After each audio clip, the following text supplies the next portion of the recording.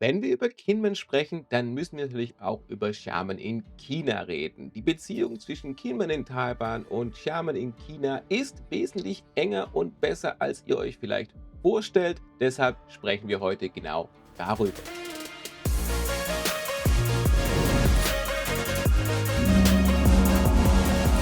Hallo und herzlich willkommen zurück zum Kinmen Podcast, dem versteckten Fenster Taiwans.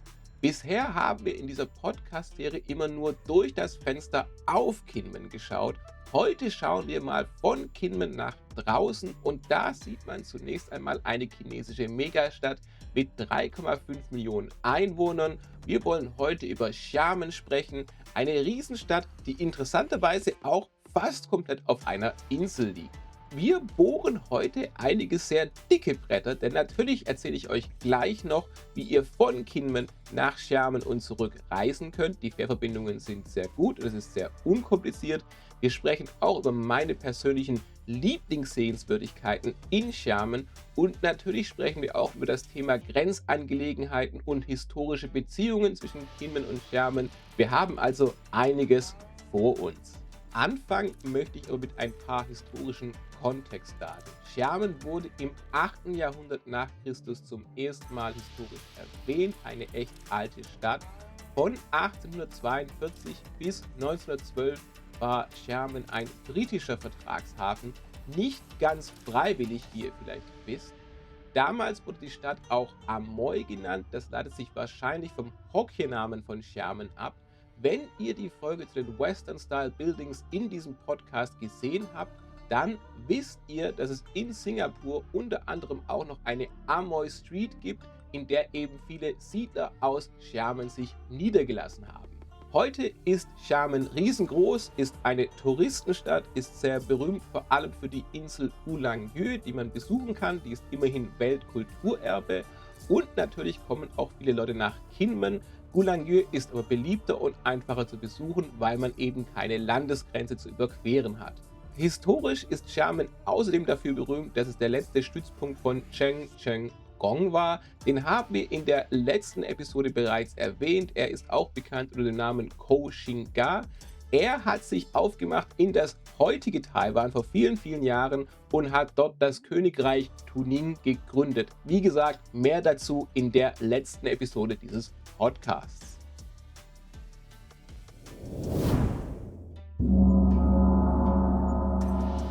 Die erste Frage, die sich jetzt viele Reiselustige natürlich stellen, ist, wie funktioniert denn das mit der Fährverbindung? Und ich kann euch sagen, das funktioniert sehr gut. Von Xiamen nach Kinmen, beziehungsweise von Kinmen nach Xiamen, gibt es mehrere Fähren täglich. Die Verbindung ist sehr beliebt, daher empfehle ich euch unbedingt vorher zu reservieren. Es ist aber wirklich einfach. Tickets könnt ihr online reservieren. Ich habe meine Tickets aber immer persönlich am Hafen in Kinmen gekauft. Es gibt meines Wissens zwei Routen. Ich habe bisher immer nur die kürzere Route auf die Stadt Xiamen direkt genommen. Die Fahrt dauert insgesamt so 30 Minuten, etwa die Hälfte davon ist reine Fahrtzeit. Ihr müsst natürlich noch durch die Grenzkontrollen und so durch. Während der Fahrt könnt ihr nicht aufstehen, es war also schwierig, Videos zu machen, aber 15 Minuten Stillsitzen ist nicht der Rede wert. Wenn ich mich richtig erinnere, dann kostet die Fahrt nach Xiamen 700 NTD, also etwas weniger als 20 Euro. Ich war jetzt schon eine Weile nicht mehr in Xiamen, ich werde aber in ein paar Wochen wieder gehen, darauf freue ich mich schon. Der Grenzübertritt selber ist wirklich einfach und geht auch wirklich fix, sogar für mich als Ausländer. Dazu muss man sagen, dass ich mit meinem deutschen Pass 2 Wochen visafrei nach China einreisen kann. Das macht es sehr einfach, mal ein Wochenend- oder Tagestrip nach Xiamen zu machen. Das war nicht immer so. Als ich nach Taiwan gezogen bin, hätte ich noch ein China-Visum beantragen müssen. Erst vor ein paar Jahren wurde dann die Regularien geändert, dass ich visafrei einreisen kann. Ein wichtiger Punkt ist, falls ihr in Xiamen übernachten möchtet und keinen chinesischen Pass habt, dann prüft unbedingt, ob die Hotels Ausländer übernachten lassen dürfen. In China gibt es relativ strenge Regularien und nicht alle Hotels dürfen Ausländer beherbergen. Natürlich ist dieses Video nicht für immer gültig, Regularien können sich ändern. Prüft bei eurer Botschaft, welche Visa-Regularien für China vorliegen, nicht, dass ihr an der Grenze irgendwie hängen bleibt. Ich empfehle euch trotzdem in jedem Fall nach Xiamen zu reisen. Wir sprechen gleich noch über die Sehenswürdigkeiten. Beachtet aber, dass viele Google-Dienste in China wegen der großen Firewall geblockt sind. Google Maps, Facebook, WhatsApp und andere Dinge funktionieren nicht einfach so. VPNs sind offiziell illegal, werden aber geduldet. Weniger tolerant ist China dagegen bei Winnie der Pooh. Der darf zwar mittlerweile wieder gezeigt werden, ist aber immer noch ein rotes Tuch. Googelt einfach mal Winnie the Pooh und China.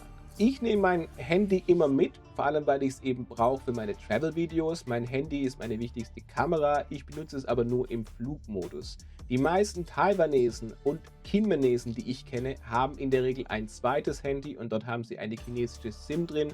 Es gibt natürlich eSIMs und Reisesims, die ihr euch kaufen könnt, aber wie gesagt, das Internet ist zensiert. Andererseits könnt ihr ja endlich mal Bing ausprobieren. Wer wollte nicht schon mal endlich mal was bingen? In der ersten Folge dieses Podcasts haben wir schon darüber gesprochen, dass ihr euch ein kleines Taschengeld verdienen könnt, wenn ihr Schnaps nach China tragt. Das Überbringen von Kinmen Gaoliang ist absolut weit verbreitet. Seid nicht überrascht, wenn ihr da direkt angesprochen werdet in Kinmen. Auf der Rückreise von China nach Kinmen werden außerdem ganz gerne getrocknete Speisepilze mitgebracht. Und noch ein letzter praktischer Tipp, bevor wir zu den besten Touristenattraktionen in Xiamen kommen. Wenn ihr nach Taiwan reisen möchtet und vielleicht sogar sowieso Kinmen besuchen wollt, dann kann es sich lohnen, zuerst nach Xiamen zu fliegen. In der Regel gibt es immer wieder Angebote für internationale Flüge, die dann günstiger sind über Xiamen, anstatt über Taipei, Taiyuan zu fliegen. Das ist natürlich nicht immer so, aber ich habe das zum Beispiel gemacht. Ich bin letztes Mal zuerst von Xiamen nach Amsterdam geflogen und dann mit dem Zug zurück nach Deutschland gereist. Das war wesentlich günstiger und auch bequemer als über Taipei, Taiyuan.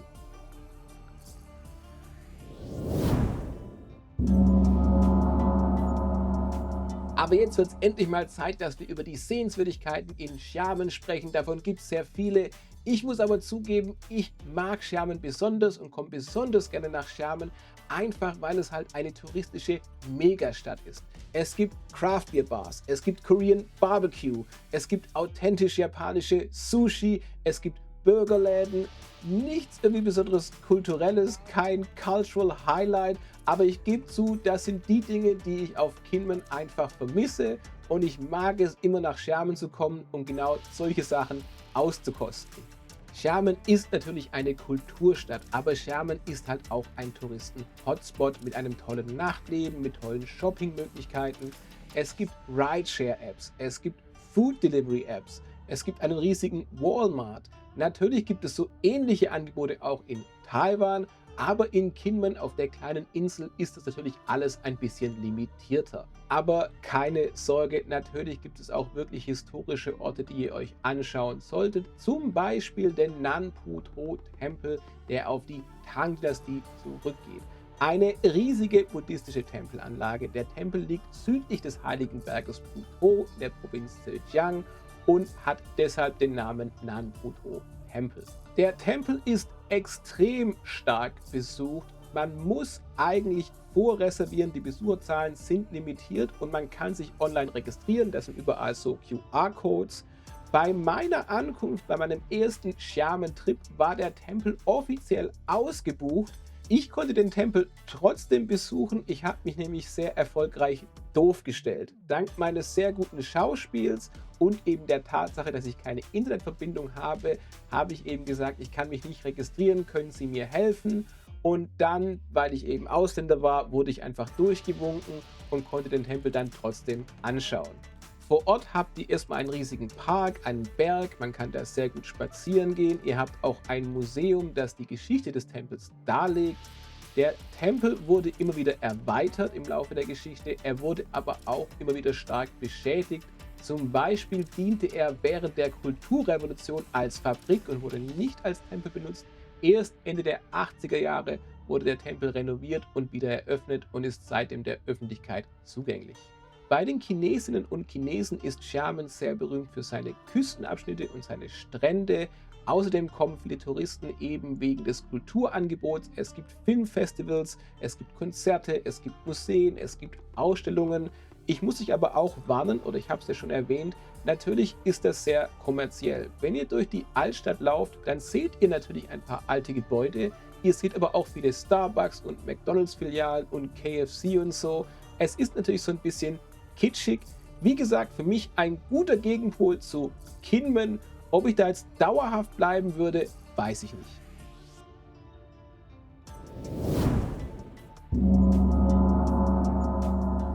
Und natürlich wollen wir hier auch über die direkten Beziehungen zwischen Kinmen, Khmer und Xiamen, Amoy sprechen. Grundsätzlich brauchen Chinesinnen und Chinesen ein Visum, um nach Taiwan einzureisen. Es gibt aber zahlreiche Visa-Erleichterungen, um von China nach Kinmen zu kommen. Einerseits ist es relativ leicht für Gruppenreisen so Pauschalvisen zu bekommen, dass man eben für ein paar Tage nach Kinmen reisen kann. Außerdem gibt es spezielle Visaregelungen für Familien- und Geschäftsbeziehungen in der Provinz. Es ist also relativ einfach, ein Visum für Kinmen zu bekommen, wenn man in China ist. Der Austausch ist fest institutionalisiert. Es gibt das sogenannte Free Mini-Links-Abkommen von 2001, das Güter-, Waren- und Personenaustausch erleichtert. Während der Corona-Zeit war der Fährverkehr für einige Zeit ausgesetzt. Man konnte als Tourist praktisch nicht mehr nach Xiamen bzw. nach Kinmen reisen. Man musste nachweisen, dass man Familienbeziehungen hatte oder so. Mittlerweile ist aber alles wie vorher und die Fähren fahren wieder wie gewohnt. Taiwanesen brauchen für einen China-Besuch kein Visum, denn die chinesische Volksrepublik erkennt Taiwan nicht als Staat an und damit werden auch die Pässe aus Taiwan nicht anerkannt. Stattdessen müssen sich Taiwanesen um eine chinesische ID-Card bemühen, die können sie nämlich bekommen, und damit gelten sie zumindest auf dem Papier als Bürger der Volksrepublik China. Viele Kinmenesen haben genau so eine ID-Card und haben auch Verwandte und Familie in Xiamen. Wir haben zum Beispiel den Master Wu Messermacher in diesem Podcast bereits erwähnt. Seine Familie kommt ursprünglich aus Xiamen. Ich kann euch auch sagen, dass im Alltag wirklich viele Kinmenesen persönliche Beziehungen, auch Wirtschaftsbeziehungen nach Xiamen haben. Meine Vermieterin zum Beispiel besitzt auch eine Immobilie in der chinesischen Megastadt. Also keine Überraschung, dass es einen sehr regen Personen- und Güteraustausch zwischen Kinmen und Xiamen gibt. Wir haben außerdem in einer Episode bereits erwähnt, dass Frischwasser aus Xiamen nach Kinmen per Pipeline kommt.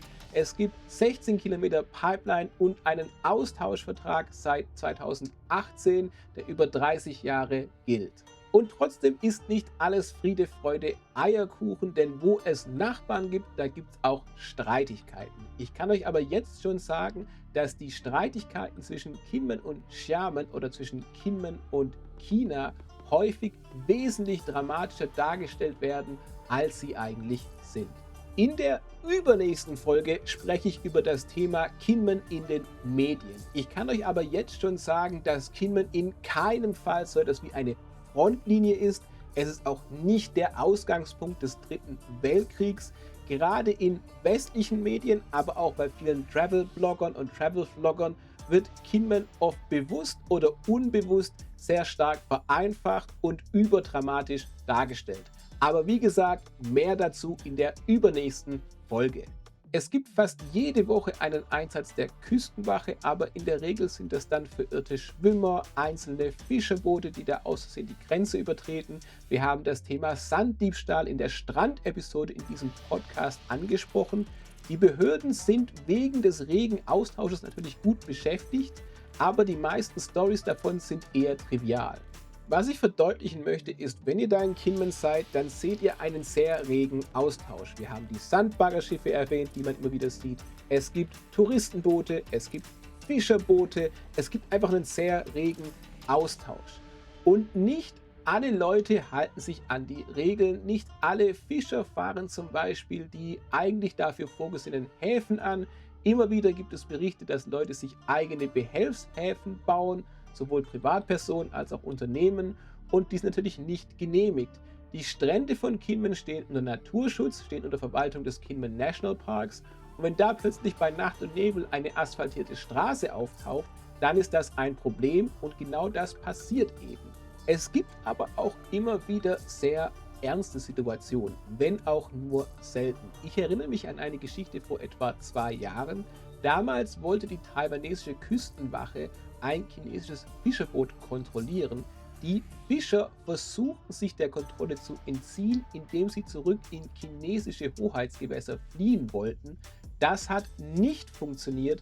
Ihr Boot kenterte und einige der Fischer starben. Die Überlebenden wurden von der taiwanesischen Küstenwache geborgen. China war extrem verärgert. Es gab eine Riesenreaktion auf Social Media und die erste Reaktion der Behörden von chinesischer Seite war das Festsetzen von taiwanesischen Fischer- und Touristenbooten. Die wurden dann also willkürlich rausgezogen, stundenlang kontrolliert. Das war ein Riesenproblem. Erst nachdem ein Machtwort aus Beijing gesprochen wurde, entspannte sich die Lage und die überlebenden Fischer konnten zurück nach China gehen. Eine andere Geschichte, an die ich mich erinnere, vor so 1-2 Jahren war die Story eines taiwanesischen Soldaten, der in China Asyl suchte und auch Asyl bekommen hat. Ich habe das interessanterweise erst selbst gesehen bei der BBC oder CNN, ich weiß nicht mehr genau, auf jeden Fall in einem englischsprachigen Medium und dort wurde das als Mega-Spion-Thriller verkauft. Also dass ein Mensch mit Zugang zu sehr sensiblen Verteidigungsinformationen diese jetzt an China verrät. Ich habe daraufhin meine Bekannten hier vor Ort in Kinmen gefragt und die wussten da durchaus Bescheid. Die haben mir gesagt, das war ein einfacher Fußsoldat, der schon längere Zeit auf Kinmen lebt und der sehr hoch verschuldet ist. Und dieses Übersetzen nach China, dieses Desertieren, war einfach nur eine einfache Möglichkeit, sich der Schulden zu entledigen. Der Punkt für mich ist, dass es zwischen Nachbarn einfach zu Konflikten kommt, vor allem wenn man bedenkt, wie groß das Volumen, wie stark der Austausch zwischen Kinmen und Xiamen ist. Es wird aber häufig wesentlich dramatischer dargestellt, als es eigentlich ist. Und Kinmen rückt natürlich wegen der Landesgrenze sehr schnell in den Fokus der Weltmedien und der Weltpolitik. Es ist aber im Alltag nicht so kritisch, wie man sich das vorstellt. Ich habe online einmal einen Bericht gefunden, der sogar vorgeschlagen hat, dass man eine Brücke von Xiamen nach Kinmen bauen könnte.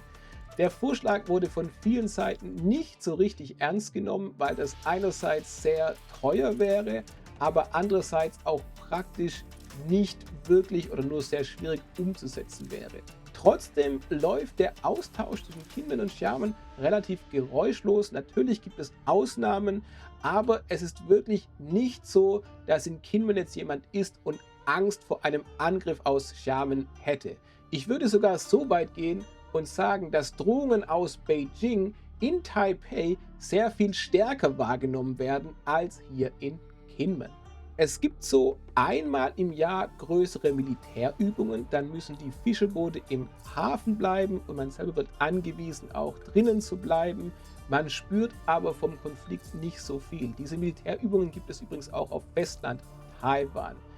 In den Medien wird Kinmen manchmal aber als Frontinsel oder als Rebelleninsel dargestellt. Das kann ich euch jetzt schon sagen, das ist pures Clickbait und so einfach nicht richtig.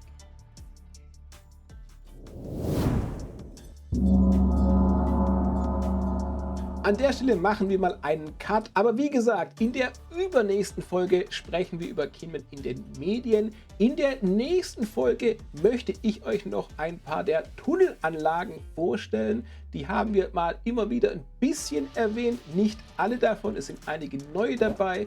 Ich finde aber, für mich persönlich sind das die coolsten Attraktionen auf Kinmen, weil sie einfach sehr gut die Geschichte der Insel widerspiegeln und auch den Wandel hin zur Touristeninsel. Also auf jeden Fall wieder einschalten. Falls ihr noch nicht subscribed habt, tut das jetzt und natürlich freue ich mich, wenn ihr einen Like da lasst und ansonsten sehen wir uns in der nächsten Woche. Thank you so much for watching. Hope to see you soon. Like and subscribe.